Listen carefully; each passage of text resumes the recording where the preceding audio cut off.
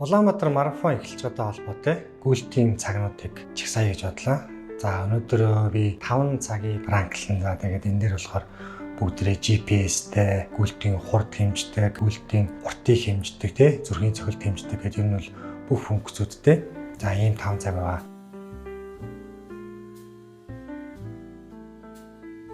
За хамгийн ихний цаг бол Samsung Galaxy Watch Ultra байгаа. За мэдээж Android үйлдвэрлэлийн системтэй. За AMOLED дэлгэцтэй. За GPS бол өмнөх хувилбаруудад бодох юм бол хамаагүй сайн болцсон. За смарт цаг гэдэг утгаараа бол олон төрлийн функцтэй. Жишээ нь одоо нэг тавшилтоор анхны гүйж эхэлсэн цэг рүүгээ буцдаг ийм функц байна. За гинтийн уналтыг бол бас мэдэрч जैन. Ослын яаралтай дуудлага хийж болж जैन гэх мэт ийм олон төрлийн функцтэй. Монголын нөхцөлд бол хасах хороос нэмэх 55 гэсэн тийм уг цагны хувьд бол тийм үзүүлэлттэй байгаа. За сул талны хувьд бол мэдээж батарей байгаа. Батарей бол нэг 2-3 хоног дээр заавал цэнгэлэх шаардлагатай. За дээрэс нь бол яг гүйлтийн цаг гэдэг тийм ангилалдаа бол орохгүй. Гэхдээ та хэрвээ гүүгээд марафонд Улаанбаатар марафонд оролцох юм бол тодорхой хэмжээний үзүүлэлтийг бол та цагнаасаа утас руугаа авч болдог ч юм уу За хэрэглээний хувьд болохоор өдөр тутмын хэрэглээ нь бол илүү тохиромжтой. Тэгээд өдөр тутмын гэдэг утгаараа бол зүрхний цохилтыг бол бусад гүйлтийн цагнаас бол арай илүү бас яг хэмжих тийм боломжтой гэж бол үзээд байгаа. За үүний хувьд энэ листэнд байгаа цагнуудаас бол ер нь бас жоохон үнэтэй талтай. За гадуур зарагдж байгаа нь бол 650 орчим долларын үнэтэй ийм цаг байгаа. За Монголоос бол мэдээж энэс арай бага үнээр бол олж авах боломжтой гэж үзэж байгаа. За дараагийн цаг бол Amazfit Balance гэсэн цаг байгаа. Энэ миний листний дондаас бол ер нь бол хамгийн budget friendly буюу үнэн боломжийн тийм цаг. За Zepp Health буюу Xiaomi-тэй холбоотой компанийн ийм бүтээгдэхүүн. За маш олон төрлийн ийм смарт цаг болон олон төрлийн бүтээгдэхүүн үйлдвэрлэдэг. За энэ дундаас бол энэ цагийг би сонгож энэ харьцуултанд орууллаа. За мэдээж давуу тал бол батарейны хэрэглээ бол маш олон хоногийн хэрэглээг бол дааж чадхаар. За AMOLED дэлгэцтэй, өөрийн гэсэн үйлдэл системтэй. За энэ дээр нь бол яг тодорхой хэмжээний хөрхөн функцүүд байдаг. За сул талын хувьдлангууд өөрийн үйлдлийн системтэй гэдэг утгаараа нэг юм Apple болон Samsung шүү тийм олон төрлийн аппликейшн бол яг энэ дээр бол байхгүй. За аппликейшны хувьд бол бас хязгаарлагдмал гэсэн үг. Үний хувьд л 200-аас 250 долларын үнэтэй. За хэрэглээний хувьд болохоор одоо жишээ нь та Улаанбаатар марафонд анх удаа гүйж байгаа бол за бас нэг юм спорт цагтай болоод үзчихье гэж байгаа хүний хувьд бол анхны худалдаа авалтанд бол маш тохиромжтой ийм цаг байна. За дараагийн цаг бол Suunto Race S гэсэн ийм цаг байна. Финляндийн компани юм бүтээгдэхүүн. Гэхдээ энэ компани бол 22 онд хятадын хөрөнгө оруулалт аваад ер нь бол хятад компани болсон гэсэн үг. За уг цагны давуу талын хувьд болохоор дизайны хувьд бол маш гоё хийцэлтэй. За AMOLED дэлгэцтэй. Offline.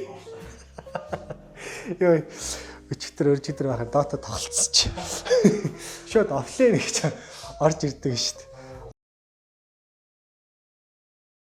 Өөрөөр офлайн маптай. Дээрэс нь GPS бол олон төрлөөр холбогддог. Уулын гүйлт болон уулын алхалтанд бол тийм маш тохиромжтой энэ цаг. За сул талаас дурдах юм бол батарейны хувьд бол бусад цагуудыг харьцуулах юм бол жоохон муу байгаа. За үйлдлийн систем болонгод яг хэрэглээний хувьд бол жоохон гацалттай. За дээрээс нь зүрхийн цохилтыг бусад цагтай харьцуулбал арай жоохон сул хэмждэг. За үүний хувьд л 350 орчим доллар.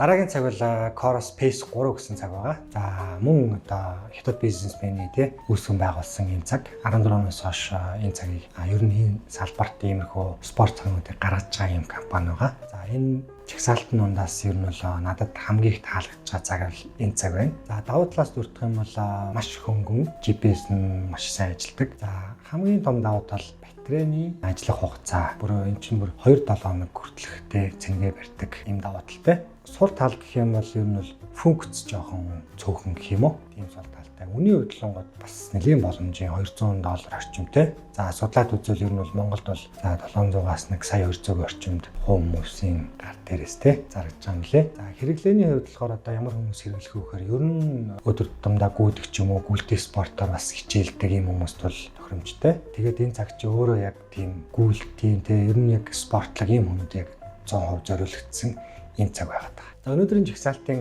хамгийн best цаг бол Garmin Forerunner 265 гэсэн цаг байна. За энэ бол ер нь бол Garmin компани бүтээл За Garmin компани бол Америк нэгдсэн улсад ер нь бол анх байгуулагдчихсэн 1989 онд.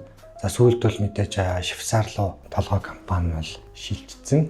За ийм компани байгаа. За төрөл бүрийн GPS, олон төрлийн цаг тий та бүхэн бол ер нь бол энэ компаниг бол маш сайн мэдж байгаа. За яг энэ цагны үед болонгод за GPS бол маш өндөр нэр дэвшилтэй. За гүйлтийн хурд, за гүйлтийн зай, бусад ер нь бол гүйлттэй холбоотой таны мэдээ гэсэн тэр олон төрлийн статистик бол маш дэлгэрэнгүй гаргаж өгөх боломжтой.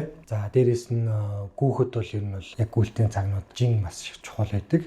Тэгээ энэ дэр бол энэ цаг бол бас нэлээд хөнгөн талтай бол орж байгаа. За сул талын хувьд бол яг бусад цагтай харьцуулах юм бол жоохон үнэтэй. Гэхдээ ер нь бол одоо жишээ нь энэ цагийг авахд бол ерөөсөө тийм алдах юм бол байхгүй. Хэдий гүйлтийн цаг гэж байгаа ч гэсэн өдөр тутмын тасгал хөдөлгөөн иймэрхүү зүйлсд бол зүүж явахд бол маш тохиромжтой. За ямар шуухан хэрэглээн дээр одоо жишээ нь зүгөө гэхээр за 5 км 10 км ер нь уртын зайн гүйчтэй уг цагийг хэрэглэхэд бол нэлээд тохиромжтой ийм цаг байгаа. За үнийн хувьд лунгууд 350 орчим доллартай. За анхны гарч ирсэн нь бол 449 доллар гэж ийсэн. За сүүлд ингээд янз бүрийн хямдрал гэдэг ер нь дундаж зарагдаж байгаа нь 350 орчим доллартай зарагддаг. За Монголд бол хувь хүмүүс бол нэлээх зардаг. За сая 200-аас нэг сая 500-ийн орчимд зарагдсан байлээ. Улаанбаатар марафон болоход тэг хүмүүс л өстөнөр Instagram дээр л алж шít. Бүгдээрээ нэг Strava-гийн нэг мэдээлэлтэй стори гэж бүр болоод байгаа юм шүү. Бараг л миний мэддэг хүн болгон Google амар эрүүл мэндэд анхаардаг болсон шүү дээ чи тий. Тэгээд марафонтой холбоотой яг сая нэг хэдэн цагнуудаа жигсаацсан. Боломжийн үнэтэй тий батарей одоо цэник мэнгээ сайн барьдаг гэд ингээд ер нь бол сайхан жигсаачлаа. Тэгээ энэ дундаас хүмүүс өөртөө хэрэгтэй цагаа аваад боломжийн цагаа тооцоглоо тий. Эсвэл төлөвлөөд ч юм уу ингээд ийм мэдээлэл өгөхийг зорилоо. За дараа бол зөндөө бол гоё бичлэгийн санаанууд байна. Дараагийн бичлэгүүд бол ер нь бол ботсон байна. Тэгээ цагтай холбоотой мэдээллүүдийг дахиад авъя гэх юм бол бид нарыг лайктаад, subscribe дараад ингээд дэмжиж өгөөрэй гэж хүсэж байна.